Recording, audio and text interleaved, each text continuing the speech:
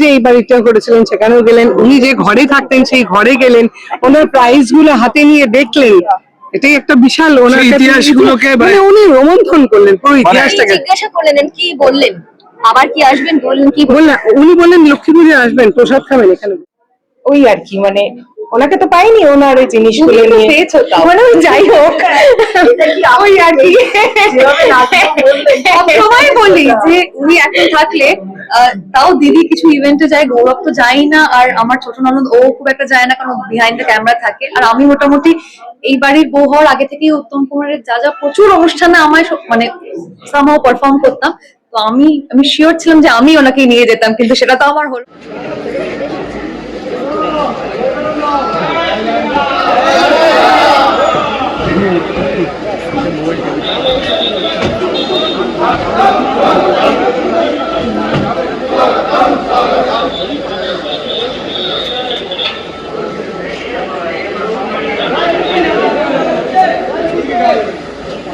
দাদা একটু সরুন,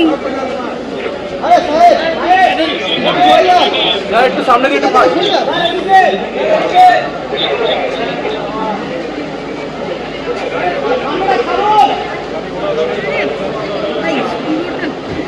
আমি এসআই জিতেন্দ্র কুমার সিং বলছিলাম, মহানায়ক রেসিডেন্ট।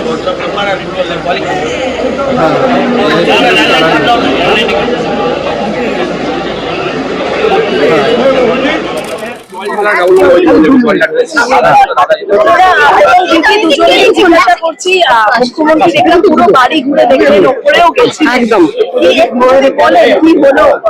কি হলো মানে উনি দেখলেন কোনটা আসল বাড়ি, কোথায় জন্মের পর কোথায় ছিলেন, সামনে উনি যে এই বাড়িটা করেছিলেন সেখানেও গেলেন, উনি যে ঘরে থাকতেন সেই ঘরে গেলেন, ওনার প্রাইজ গুলো হাতে নিয়ে দেখলেন। এটাই একটা বিশাল ওনার ইতিহাসগুলোকে মানে উনি রোমন্থন করলেন পুরো ইতিহাসটাকে। জিজ্ঞাসা করলেন কি বললেন, আবার কি আসবেন বললেন, কি বললেন উনি বললেন লক্ষ্মী পুজো আসবেন, প্রসাদ খাবেন এখানে বসে। আর রুদ্রদা কি বলবেন?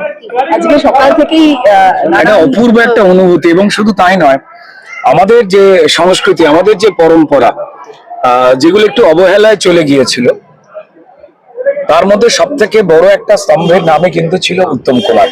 বাংলা, বাঙালি, আমাদের কৃষ্টি, আমাদের সংস্কৃতি, তার যে একটা বড় পরিচয়, সেই সংস্কৃতিকে বাঁচিয়ে নতুন করে তোলবার যে প্রয়াস, সেখানে কিন্তু একটা বড় ভূমিকা আমাদের সবার হৃদয়ে থাকা উত্তম কুমার। মৌয়াদিরা, তারা পরিবারের মানুষ, এইভাবে এই নতুন সরকার এবং আমাদের প্রিয় মুখ্যমন্ত্রী, তিনি এসে খুঁটিনাটি পুরো বিষয়টা জানলেন এবং একটা কথা বললেন, যেটা আমার কাছে খুব আবেগের একটা কথা লেগেছে, যে পরিবারকে কেন সরকারের কাছে যেতে হবে, সরকারের দায়িত্ব পরিবারের খোঁজ নেওয়া, রক্ষণাবেক্ষণ করা, প্রত্যেকটি ঘরের কোনায় কোনায় যাওয়া, তার মূর্তিতে ছবিতে মাল্যদান করা, প্রতিটি বিষয় খুঁটিয়ে দেখা এবং তার ইতিহাস জানা।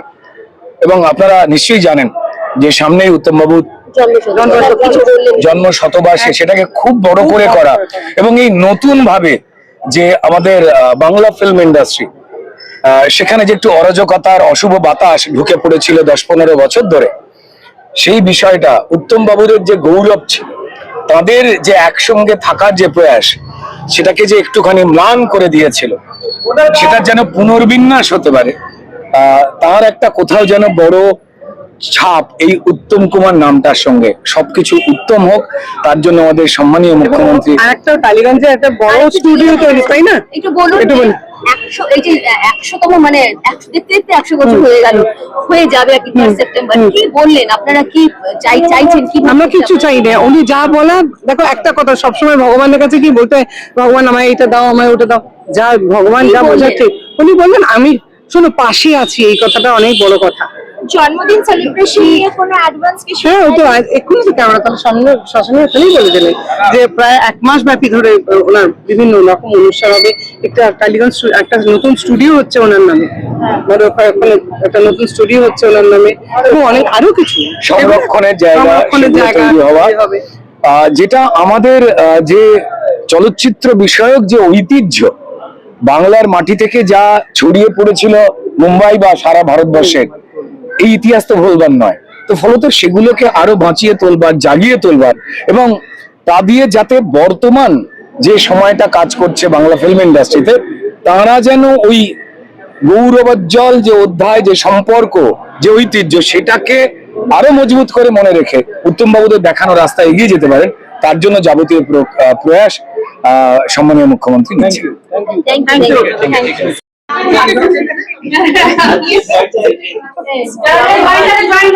যাচ্ছি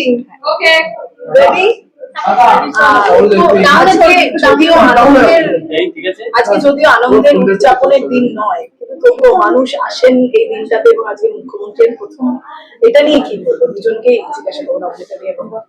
যখন যখন এই বাড়ির অংশ হয়নি, তখন বাকিদের মতনই তোমরা যখন বিশেষ দিন বলছো, সেরকমই মনে হতো। কারণ সারা বাংলায় এই দিনটা মানে আজকের এবং 3rd সেপ্টেম্বর নানান অনুষ্ঠানের মাধ্যমে পালিত হয়। কিন্তু এই বাড়িতে আসার পরে যেটা দেখেছি, যে বাড়ির লোকেরা যারা ওনাকে দেখেছেন স্পেশালি, তাদের মধ্যে একটা কিন্তু বিষাদের সুর থাকে এত বছর পরেও। কারণ কোথাও গিয়ে উনি বাড়ির মানুষ, এবং একটা রক্ত মাংসের মানুষ চলে গেলে যে খারাপ লাগাটা থাকে, তো মানে হয়তো বাইরে থেকে দেখে মনে হয় একটা বিশেষ দিন, কিন্তু বাড়ির লোকেদের কাছে আমার শাশুড়ি মাদের দেখেছি যে বেশ একটা স্মৃতিচারণের মধ্যে দিয়ে কাটে।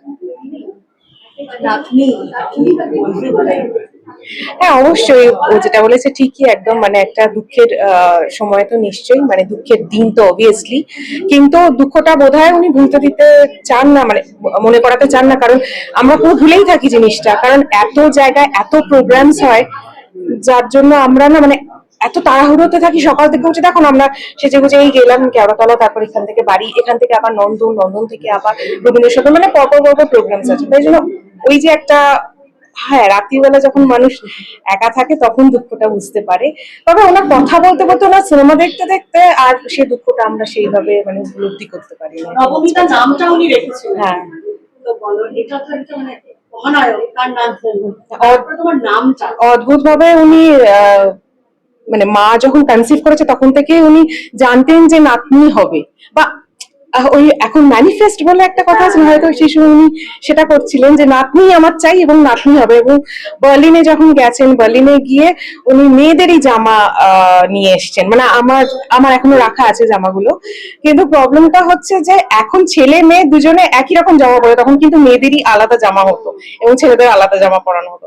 সো ওই আর কি, মানে ওনাকে তো পাইনি ওনার ওই জিনিসগুলো নিয়ে, মানে যাই হোক ওই আর কি।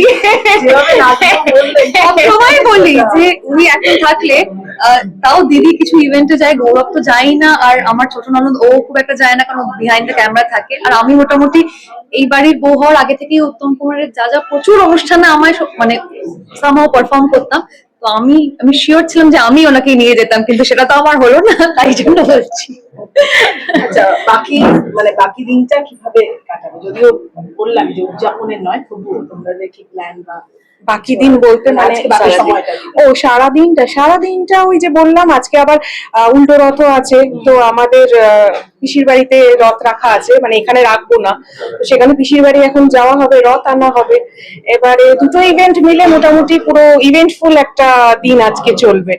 আর নন্দন যাওয়া আছে 3টের সময়, আর রবীন্দ্র সদন বিদ্যুতি ইনভাইট করেছি 7:30-7:30 মধ্যে আমরা ওখানে পৌঁছে যাবো।